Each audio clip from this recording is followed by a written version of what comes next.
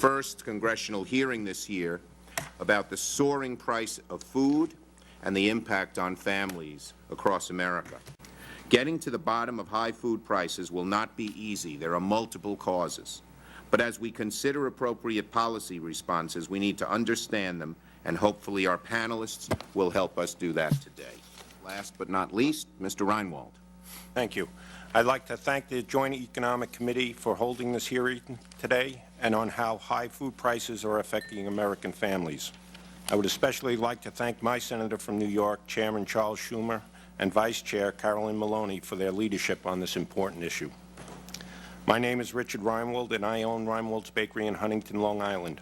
I am first Vice President of the Retail Bakers of America, and I'm also affiliated with the American Bakers Association.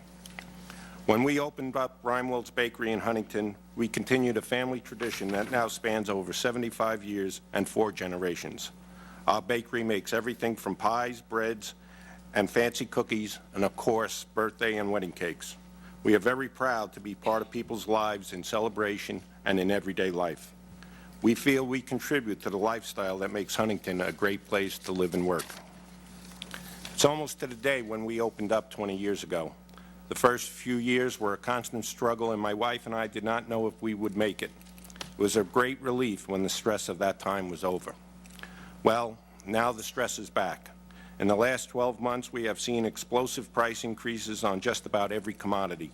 This has created a perilous situation that threatens our ability to continue doing business in our community.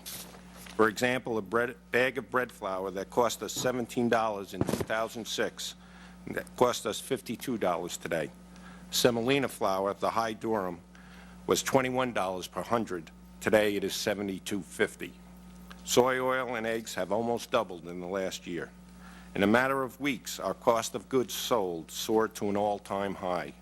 Our bowl cost, that's the cost of the dough coming out of the mixing machine, went from 22 cents per pound to 51 cents per pound for rye bread. In fact, rye flour, used to make the best part of the deli rye sandwich, has not only doubled, but is now in short supply, and we are beginning to import rye from Europe. How does one respond to such increases? In the past, Reinwald's Bakery has tried to couple small increases with a strategy that enabled us to sell our way out of difficult times. The classic business response to rising material cost has always been to increase prices, cut labor, eliminate waste, seek economies of scale, and pressure suppliers. We have been forced to do all of these things, and until December of last year, that strategy seemed to be working. Then in January, the crisis went full circle. Flour prices again reached new highs, and wheat supplies plummeted to new record lows. Today, I ask myself, what strategy will we use to survive this coming year? What will we do now? In February, we were forced to institute dramatic price increases across the board. Prices on bread items in particular increased significantly. A 1-pound loaf of rye that sold for $2.65 in April 2007 today costs $3.45. In talking with bakers across the country, these kind of increases are fairly common. For us, the result of these increases has been a drop in volume of about 5 to 7%. While this may not sound like much, it is the difference between profit and loss, perhaps staying in business or closing the door. Some of my colleagues have not fared so well. A friend of mine, a baker in Tampa, has seen a decrease in volume of 18% since October alone. I feel very fortunate to have a loyal customer base. They understand that if we didn't raise these prices, we could not continue in business. However, in conversations with them, my customers are angry and frustrated. They ask me, what can I do? To respond to these record high prices, I, along with many other wholesale and retail bakers from across the United States, came to Washington in March of this year to participate in the Band of Bakers March. ABA, in conjunction with RBA and many other food industry associations, their members met with members of Congress, the USDA, and the White House to discuss what can be done in light of the current commodity crisis. I understand that there were many elements that factor into today's high prices. We've heard these on this discussion. The worldwide demand, a weakened dollar, adverse weather events such as last year's drought in Australia. Additionally, though, the ethanol program, which continues to subsidize food for fuel, and other government programs that pay farmers not to farm their land have also led to the current food crisis which we find ourselves in today. Why are we putting food in our gas tanks instead of our stomachs? As bakers, we have no gripe with the farmer. They are trying to make a living just like everybody else. But it is difficult to explain to my customers that flour prices are increasing because farmers are choosing to grow crops for fuel and not for food. That the government is incentivizing farmers through subsidies to grow corn for ethanol and not corn for feed and food uses. Wheat acreage continues to dwindle because farmers can make more money growing government-subsidized fuel than they can growing food. Even with current record prices for flour, the response to grow wheat is greatly diminished because of mandates for ethanol production. The U.S. has a finite number of acres to use for farming, and fuel crops have taken over many acres that were previously used to grow food. Where will the land come from to grow more crops to meet new ethanol mandates? U.S. cropland is already stretched to the limit. Now is the time for Congress to act on this issue. I encourage members of this committee to reevaluate the ethanol program and to take necessary actions. Before closing, I would like to mention an outcome that is incidental but no less important. Often overlooked is the impact that price increases have on donations to food banks.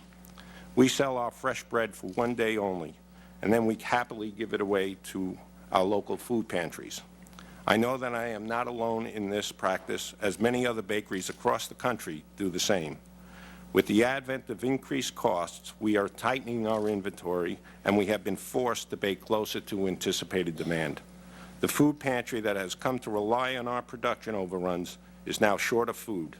This comes at a time when more and more people need the relief that food pantries provide to help them get through these tough times.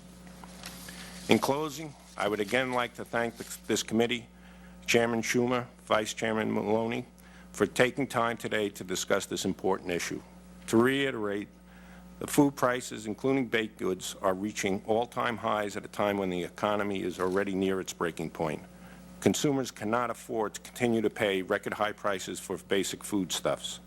I encourage this committee to revisit the ethanol program and ensure that there is proper balance between food for American families and alternative fuels.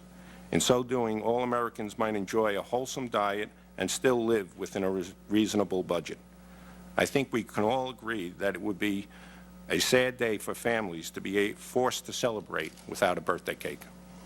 Thank you, Mr. Reinwald. I want to thank all the witnesses, and it shows you the complexity of this issue and the different points of view, but the real sharpness of this issue. It's really with us now, and it's something that has not been explored.